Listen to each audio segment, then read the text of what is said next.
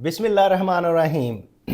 मैं हूं मोहम्मद आसिफ चौधरी और आज जो हमारा टॉपिक है वो टैक्स अबर्समेंट एफटीओ, फेडरल टैक्स अबर्समेंट क्या है, एफटीओ क्या है, उसके बारे में हमने आज इंशाल्लाह जानना है। तो जो फेडरल टैक्स अबर्समेंट एफटीओ जो है, एफटीओ का बेसिकली मकसद ये है कि जो एफबीआर के रिलेटेड कंप्लेंट्स हैं वो एफटीओ में की जाती हैं। जैसे कि अगर किसी का कोई काम है, टाइम बार्ड हो रहा है, वो नहीं हो रहा, किसी का रिफ़ंड नहीं हो रहा, किसी का कंटेनर कस्टम्स कोड पे रुका हुआ है, किसी की सैलरीज है उस पर टैक्सेस ज़्यादा कट रहे हैं और एफबीआर वाले बात सुन नहीं रहे, या कोई मेल एडमिनिस्ट्रेशन है, उसके रिलेटेड जो कंप्लेंट हैं वो एफटीओ को की जाती हैं। तो एफटीओ जो है वो फिर उन कंप्लेंट को सॉल्व करता है। तो ये जो लोग कहते हैं कि हमारी बात एफबीआर में नहीं सुनी जाती, एफबीआर में करप्शन है, तो वो अपनी कंप्लेंट जो है वो एफटीओ में कर सकते हैं। तो इसका कंसेप्ट क्या था, पहले मैं इसके अबर्ट्समैन के कंसेप्ट की बात करता हूँ, फिर हम आते हैं एफटीओ पे। An independent persons who receive investigation complaint against the misuse of authority by the public office or functionaries or its own initiatives। तो ऐसा इंडिपेंडेंट पर्सन है अबर्ट्समैन जो कि इन्वेस्टिगेशन और कंप्लेंट रिसीव करता है अगेंस्ट द पब्लिक एडमिनिस्ट्रेटिव जो authorities हैं, पब्लिक की जो अथॉरिटीज़ हैं सर्व करने की, उनके अगेंस्ट अगर कोई कंप्लेंट रिसीव करता है या खुद से कोई अपना उसका नोटिस ले लेता है, तो वो एक अबर्ट्समैन होता है। इसका ऑब्जेक्टिव बेसिकली क्या है कि protection of the citizens right, कि जो पॉपुलेशन है, लोग हैं, सिटीजन्स हैं किसी कंट्री के, उनके राइट को प्रोटेक्शन करना, easy access to the justice, उनको इंसाफ फ्राहम करना, और promotion to the good governance, और अच्छी गवर्नेंस की प्रमोशन करना, ये बेसिकली इसका मकसद है। अगर हम बात करें कि कब से ये अबर्ट्समैन का कंसेप्ट हुआ, तो इसकी एवोल्यूशन की हम बात करें, words ombudsman is a Nordic origin. Nordic origin का है। Swedish king Charles 7 first establish the office of the ombudsman in 1713, यानी कि 1713 में पहला अबर्ट्समैन का जो था ऑफिस एस्टेब्लिश हुआ। A representative of kings for oversight on the executives and judiciary, जो ओवरसाइट करता था एग्जेक्टिव्स की और जुडिशरी की, उसका काम होता था चेक करना।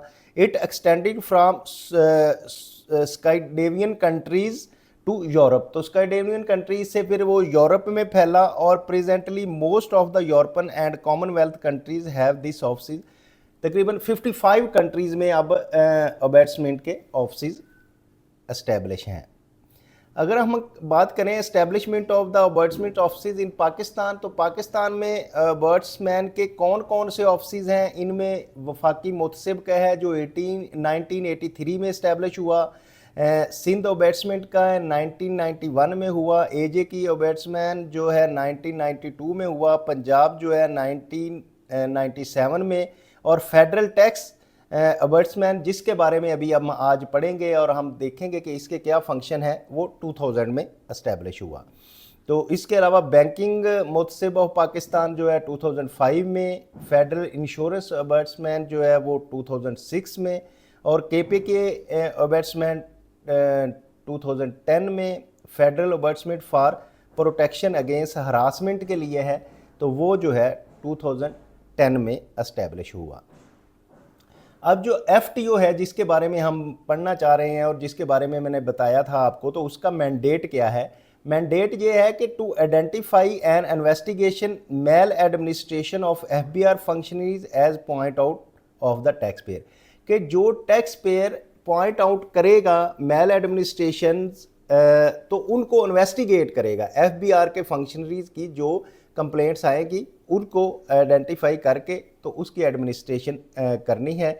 Issue necessary recommendation for the redressal of the grievances, जो ग्रीवियंसेस हैं जिनके, उनके लिए रिकमेंडेशन इशू करता है एफबीआर की अथॉरिटीज़ को।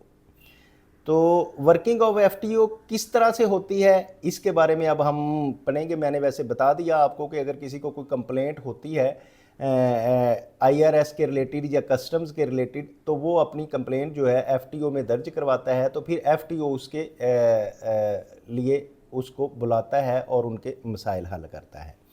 ऑर्गेनाइजेशन स्ट्रक्चर की अगर हम बात करें तो main secretariat head office located in Islamabad. FTO का जो हेड ऑफिस है वो इस्लामाबाद में है।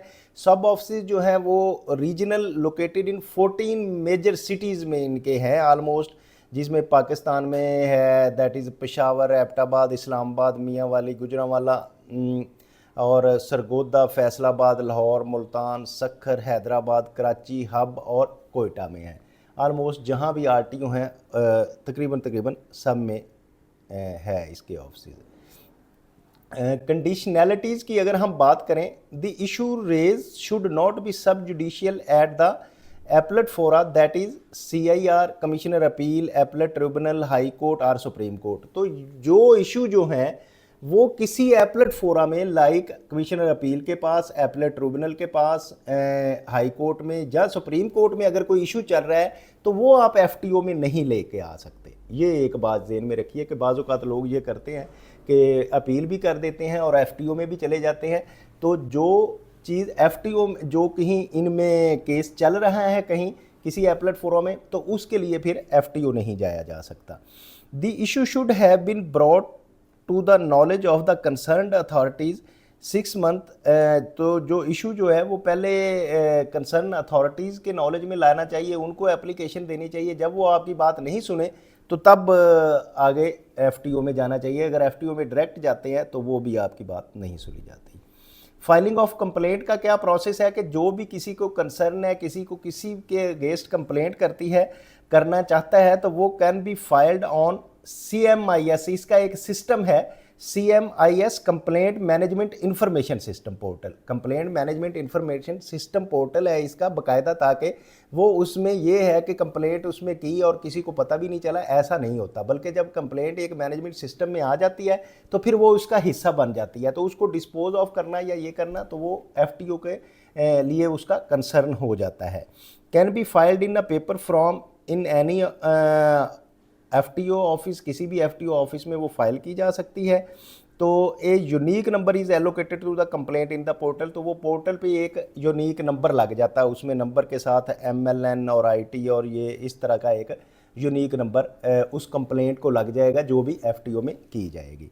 The complaint can be track the processing on CMIS, complaint management information system में जो है वो कंप्लेंट को ट्रैक भी किया जा सकता है कि अब किस स्टेज में है, क्या हो रहा है, उसमें कितनी हेयरिंग्स हुई हैं, हेयरिंग्स के बाद उसका डिस्पोजल हुआ है या नहीं हुआ, ये सारी चीज़ें इसमें आ जाएंगी।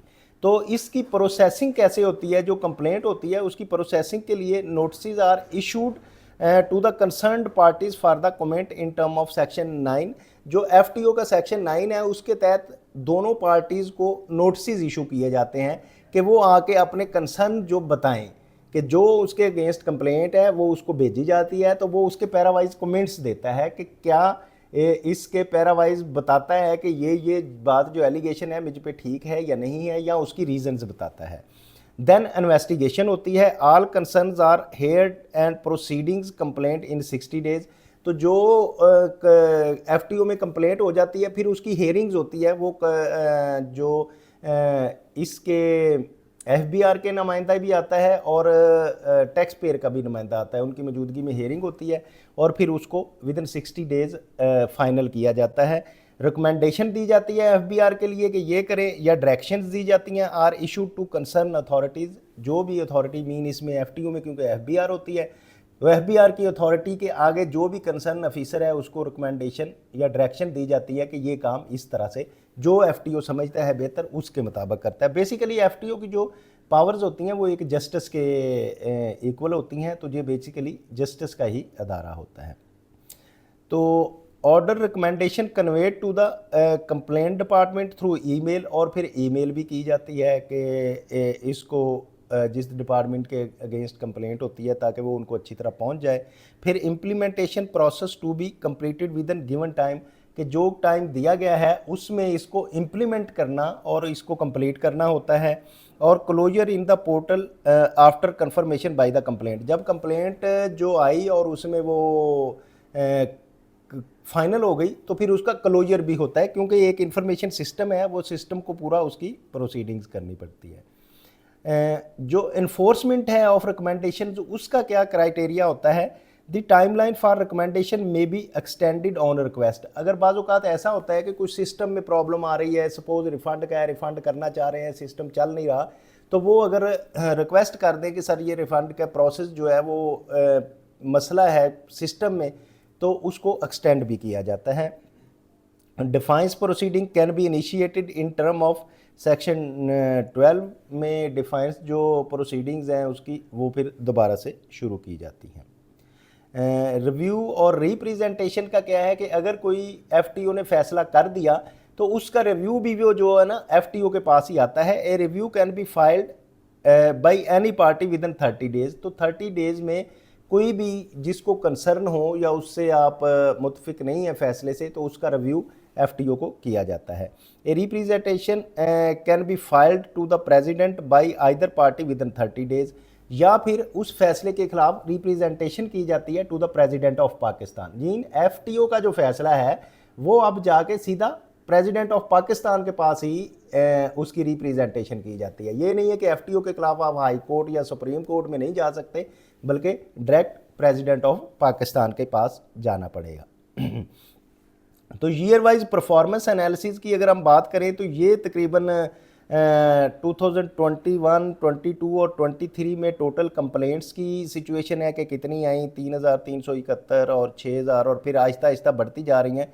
23 में 8963 कंप्लेंट्स आई, जिसमें उन्होंने ये सारे केस डिस्पोज ऑफ कर दिए और इम्प्लीमेंटेशन भी इन केसेस में की, 5000 केसेस में इम्प्लीमेंटेशन कर दी। तो रिलीफ जो है वो 60% केसेस में वो जो है टैक्स पेयर को बेसिकली रिलीफ मोस्टली मिल जाता है। तो अप्रूव्ड केसेस क्या हैं? अगर ये केसेस के नंबर हैं बेसिकली, जो एक दिन मैं इंटरव्यू सुन रहा था, बल्कि आसिफ महमूद जा साहब का जो एफटीओ हैं वो बता रहे थे कि एक रेडियो स्टेशन का एम्प्लॉई आया कि उसने कहा जी मेरी टोटल 20,000 सैलरी है और उसमें 20% टैक्स कट जाता है, या कोई फिगर में भी ऐसी थी 40,000, तो 20% टैक्स कट जाता है, तो मेरी पे तो कटना ही नहीं चाहिए। तो वो आसिफ महमूद साहब बता रहे थे कि मैंने उस पर लिया कंसर्न और देखा कि 6 लाख से कम पे तो क्योंकि टैक्स कटता नहीं है, तो आप इसका क्यों टैक्स काट रहे हैं? तो फिर उसको इम्प्लीमेंट करवाया और एजीपीआर में भी इम्प्लीमेंट करवाया। इस तरह हज़ारों लोग जो थे उनको इसका रिलीफ मिला। और एक और बात वो बता रहे थे एफटीओ साहब कि मैंने जब गाड़ियों का 17% से 12% पे टैक्स का रेट आया, तो उसकी बुकिंग प्राइस पे लोगों ने 17% पे गाड़ियों की बुकिंग हो गई थी, लेकिन जब डिलीवरी का टाइम था, टाइम ऑफ सप्लाई था, तो उस पर वक्त 12% टैक्स का रेट था। तो अब उनसे 5% एक्स्ट्रा कलेक्ट किया हुआ था सेल टैक्स, तो वो भी कंप्लेंट आई और उसका मैंने फ़ैसला किया कि वो 5% उनको वापस किया जाए, तो वो भी उनको वापस मिल रहा है। तो इस तरह एफटीओ में बहुत सारे लोगों को रिलीफ मिलता है। ये इसी तरह के बहुत सारे केसेस हैं जिसमें deduction under 153(2) of the income tax ordinance made on the recommendation reviewed by the lower paid employees of the educational institution. जैसे मैंने वो रेडियो की बात बताई कि आसिफ साहब बता रहे थे, इसी तरह ये एक एजुकेशनल इंस्टीट्यूशंस के जो टैक्सेस काट रहे थे 153(2) के उसकी सैलरी तो ज़्यादा नहीं थी लेकिन टैक्स कट रहा था, उसको दिया गया रिलीफ। और relief allowed to 450 part time ad hoc employees of the various university in Multan, Bahawalpur and DG Khan. उनकी भी लो पेड एम्प्लॉई थे लेकिन इनका टैक्स कट रहा था, तो उसको भी रिलीफ दिया गया। इसी तरह ये कंप्लेंट नंबर 550 में tax deduction on 149 of the various employees of worker welfare higher secondary school Multan में वर्कर्स जो कर रहे थे उनकी सैलरी से कट रहा था, उनको दिया गया। और credit and deduction denied to the employees because of the CPR was in the name of ministry of workers welfare, के CPR तो जमा हो गया लेकिन दूसरे नाम से जमा हो रही थी तो उसको नहीं कर रहा था, उनको भी हुआ। और credit was insure to each employee, इसको इंश्योर भी करवाया एफटीओ ने कि हर एम्प्लॉई को मिले। तो मीन ये है कि ये ऐसा नहीं है कि आप कहें जी FBR में हमारी बात नहीं सुनी जा रही है और उसमें वो जुल्म हो रहा है और हमारी बात नहीं। FBR को भी एक डर होता है कि अगर हम ऐसा करेंगे तो वो FTO में चले जाएंगे और बहुत से लोगों के रिफंड्स और बहुत से काम जो है वो एफटीओ की वजह से, जैसे मैंने बताया कि 8,000 केसेस आए और उनमें सबको रिलीफ 60% लोगों को रिलीफ भी मिल गया। तो इसी तरह 551 जो नंबर था केस, उसमें केस ऑफ विडो था। तो उसमें क्या था, remuneration received by her was taxed in 1 year and date 2 twice, कि सैलरी उसने सिर्फ 3,30,37,000 की और उसको टैक्स डिडक्शन जो था 16,76,000 हो गया। तो जब उसने वो किया इसमें केस, तो application of average rate in term of 12(8) of the ordinance applied and double deduction reimburse, तो उनको रीइम्बर्स की गई, कि विडो की वो हेल्प की गई इस केस में। तो इसी तरह ये केसेस हैं 7,000 ये सारे केसेस, इनमें x party assessment of non resident citizen, एक नॉन रेजिडेंट सिटीज़न जंग इंजीनियर था, working in Saudi Arabia, Aramco में कर रहा था सिंस 15 ईयर। तो उसकी असेसमेंट कर दी गई आउट ऑफ जुरिस्डिक्शन, फिर ऑर्डर कर दिया गया उसको 122A का CIR का टैक्स इन्वॉल्व, तकरीबन 8 मिलियन का उसको टैक्स लगा दिया गया, कि जिसकी इनकम टैक्सेबल थी नहीं। तो फिर उसको भी unlawful deduction of goods by custom authorities और matter stood under resolve to more than 6 month without any seizure deduction and reports good release and interventions, ये केसेस हैं। इंजीनियर को रिलीफ दिया गया, इस केस में रिलीफ दिया गया। फिर 1352 नंबर केस था discrimination application of with holding tax rate by the national highway authorities का जो था रिव्यू इम्पैक्ट किया गया, उसमें ये जो 947 मिलियन और 647 million with holding audit of NHA done by LTO Islamabad and amount charge and recovered, तो ये भी रिकवर की गई FTO ने। तो इस तरह ये है कि जो भी लोग फील कर रहे हैं कि हमें कोई प्रॉब्लम्स आ रही हैं टैक्स अथॉरिटीज़ में, और कोई किसी को अगर तंग कर रहा है, मेल एडमिनिस्ट्रेशन कर रहा है, किसी से रिश्वत मांग रहा है, किसी का रिफंड नहीं दे रहा, किसी का काम रोक रहा है, तो उसको लिए एक फोरम है कि वो FTO में अपनी कंप्लेंट करे और वो कंप्लेंट उसकी सुनी जाएगी और उसको रिलीफ मिलेगा। अगर आप चाहते हैं कि इसी तरह आपको इन्फॉर्मेटिव वीडियोस मिलती रहें जिससे आप अपना आपको रिलीफ मिलता रहे, तो आप हमारे साथ जुड़े रहेंगे। इंस्टीट्यूट ऑफ टैक्स प्रोफेशनल्स के YouTube चैनल को लाइक करें, शेयर करें, सब्सक्राइब करें। Thank you very much.